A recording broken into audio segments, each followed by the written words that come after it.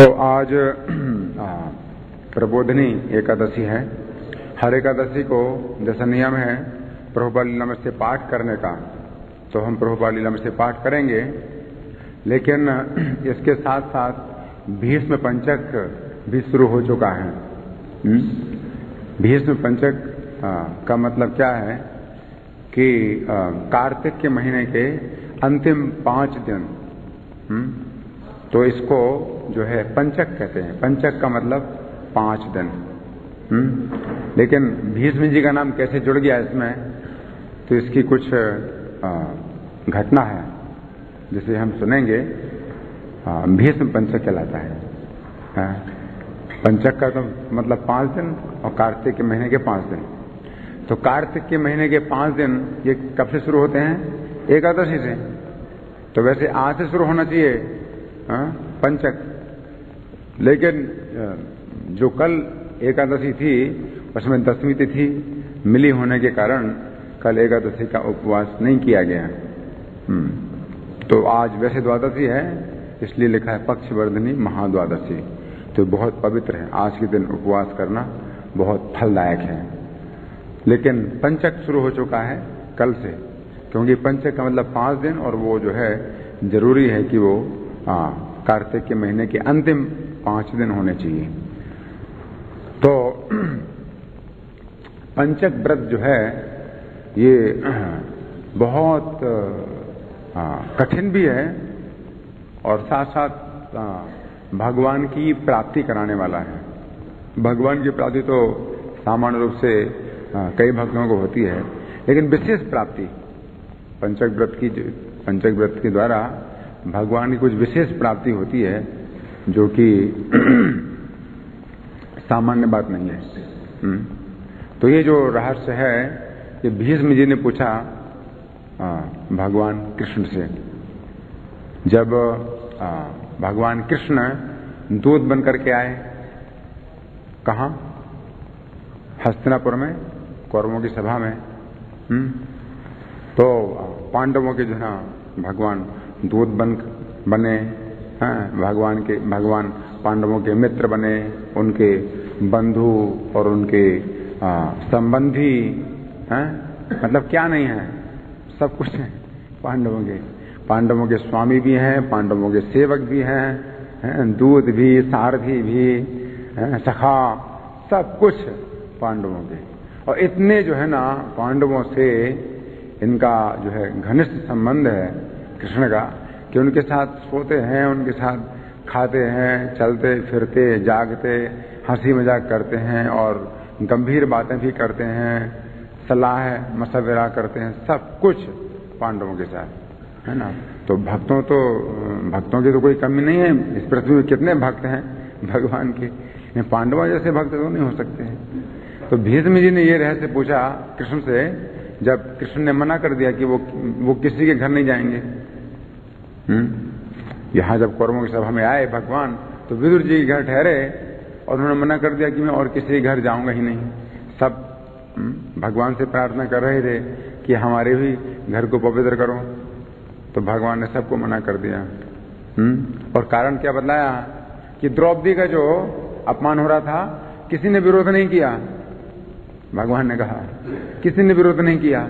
द्रौपदी का जो अपमान हो रहा था, एक व्यक्ति थे जिन्होंने विरोध किया। कौन? विदुर जी।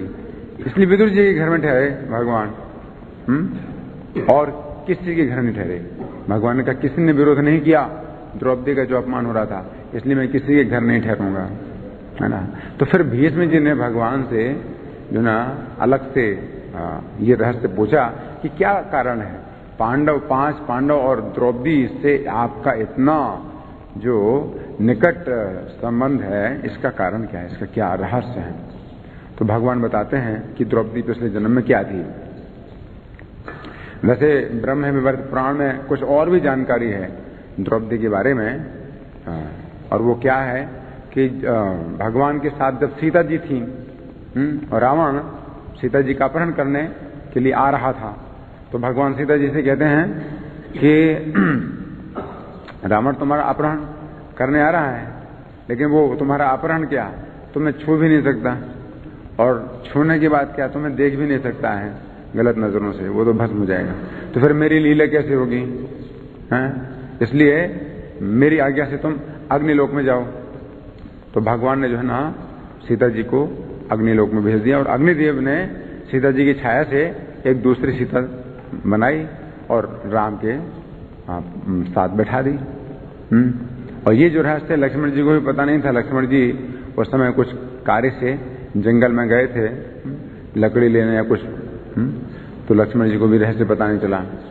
और रावण ने छाया सीता का अपहरण किया, और बाद में फिर जब रावण का वध भगवान करते हैं और फिर वो छाया सीता आती है भगवान राम के सामने, तो राम जो है चरित्र में संदेह करते हैं, ये तो सब लीला थी। और छाया सीता अग्नि में प्रवेश करती है, तो उस समय अग्निदेव ने फिर असली सीता ला करके राम को दे दी कि ये पवित्र है, और छाया सीता को दूर जंगल में छोड़ दिया, एकांत जंगल में छाया सीता। तो वो छाया सीता फिर तपस्या करती है और शंकर जी प्रसन्न होते हैं, और शंकर जी कहते हैं वर मांगने के लिए। तो उसने जो है, उसका कोई पति नहीं था, तो उसने फिर 5 बार शंकर जी से कहा, क्या? पतिम देही पतिम देही पतिम देही पतिम देही पतिम देही। तो शंकर जी हंसे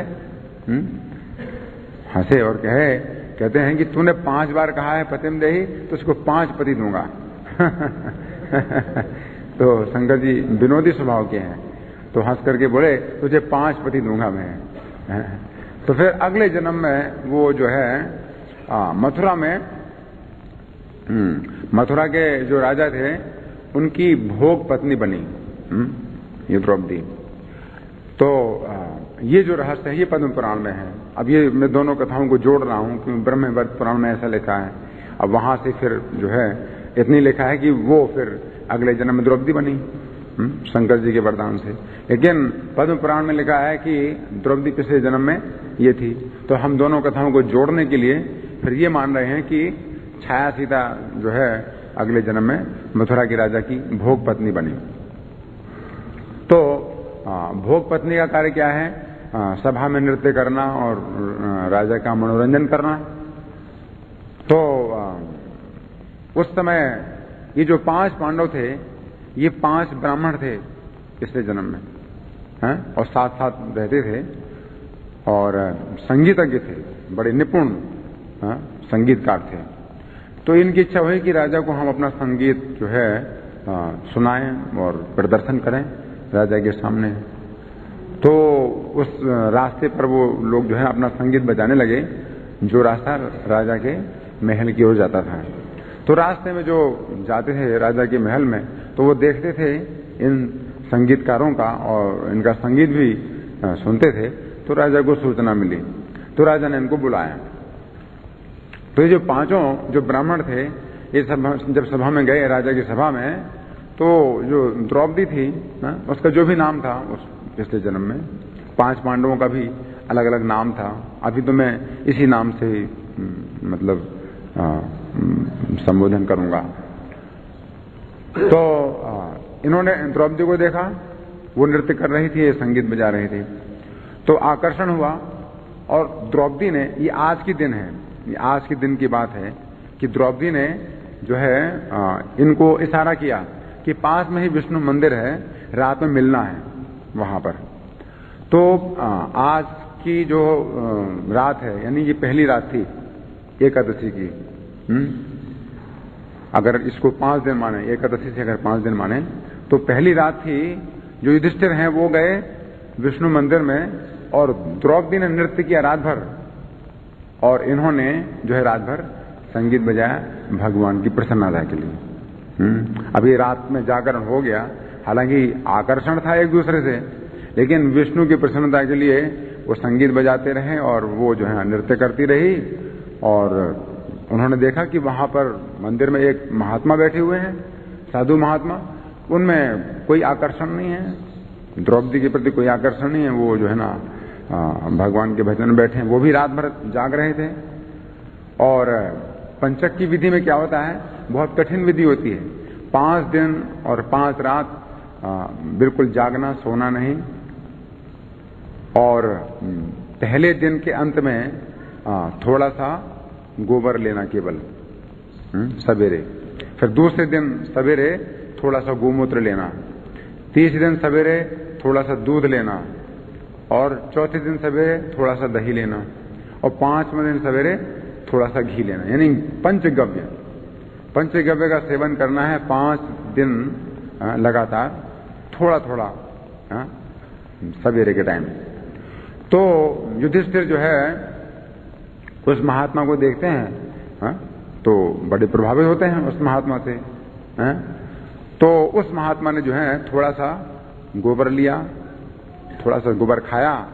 तो युधिष्ठिर ने भी वो उनकी देखा देखी थोड़ा सा गोबर खाया और देखा कि द्रौपदी में मतलब उनका कोई आकर्षण नहीं है, तो उन्होंने भी द्रौपदी से अपना आकर्षण छोड़ दिया और जंगल में चले गए तपस्या करने के लिए। अब दूसरी रात में भीमसेन आए विष्णु मंदिर में, उन्होंने भी संगीत बजाया, द्रौपदी ने नृत्य किया, और वही देखा कि वो महात्मा हैं, वो बिल्कुल निर्विकार हैं। तो प्रभावित हुए भीमसेन भी, और अगले दिन सवेरे थोड़ा सा उन्होंने गोमूत्र लिया, उन्होंने भी गोमूत्र लिया, और द्रौपदी से मन को हटा करके वो भी तपस्या करने के लिए चले गए जंगल में। फिर तीसरी रात में अर्जुन आए, तो उन्होंने विष्णु मंदिर में संगीत बजाया, द्रौपदी ने नृत्य किया, और महात्मा को देखा निर्विकार हैं, और सवेरे उन्होंने थोड़ा सा दूध लिया, तो अर्जुन ने भी थोड़ा सा दूध लिया और चले गए जंगल में तपस्या करने। फिर चौथे दिन नकुल आए, विष्णु मंदिर में रात भर संगीत बजाया, द्रौपदी ने नृत्य किया, और महात्मा की जो है अनुकृति में उन्होंने भी थोड़ा सा दही लिया और चले गए जंगल में तपस्या करने। और 5वीं रात में सहदेव आए, उन्होंने भी रात भर संगीत बजाया और द्रौपदी ने नृत्य किया, और सवेरे महात्मा ने थोड़ा सा घी लिया, उन्होंने थोड़ा सा घी लिया और चले गए। तो इस प्रकार से जो पंचक है वो पंचक व्रत कहलाता था। भीष्म पंचक अभी नाम नहीं पड़ा इसका, पंचक व्रत था। तो ये पंचक व्रत अनजाने में ही द्रौपदी और 5 पांडवों के द्वारा हो गया। रात भर जागरण भी हुआ, भगवान की प्रसन्नता के लिए कीर्तन और नृत्य हुआ। तो इस तरह से जो है इस व्रत के प्रभाव से, हालांकि हुआ था ये अनजाने में, कुछ समझे नहीं थे कि ये ऐसा कुछ नियम है, कोई ऐसा व्रत है। लेकिन अगले जन्म में फिर जो है ये 5 ब्राह्मण क्या हुए, 5 पांडव हुए, और ये जो द्रौपदी है ये इनकी पत्नी हुई। और भगवान भीष्म जी को रहस्य बताते हैं कि ये रहस्य है कि पंचक का जो है इन लोगों ने जो व्रत किया था, इस कारण से मैं इनके इतने ज्यादा निकट हूं, इतना ज्यादा इनसे प्रेम करता हूं।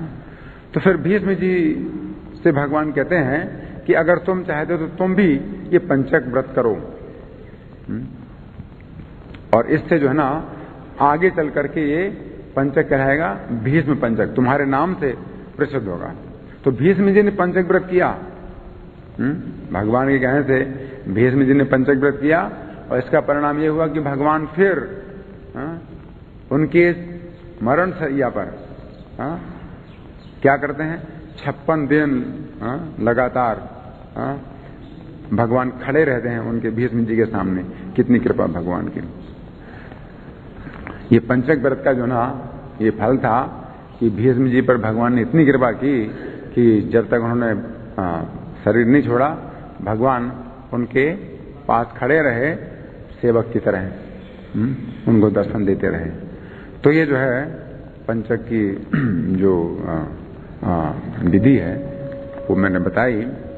तो ये कार्तिक महीने के 5 जो अंतिम दिन हैं ये बहुत ही पवित्र होते हैं।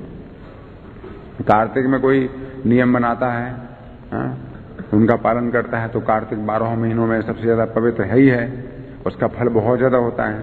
और ये 5 दिन जो है ना जो अंतिम है कार्तिक के, तो ये और ज्यादा महत्वपूर्ण है, और ज्यादा पवित्र होते हैं। कोई व्यक्ति में और नियमों का पालन कर सकता है और कुछ श्रवण कीर्तन कर सकता है।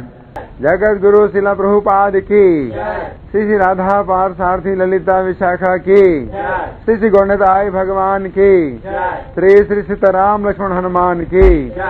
हरे कृष्णा। धन्यवाद।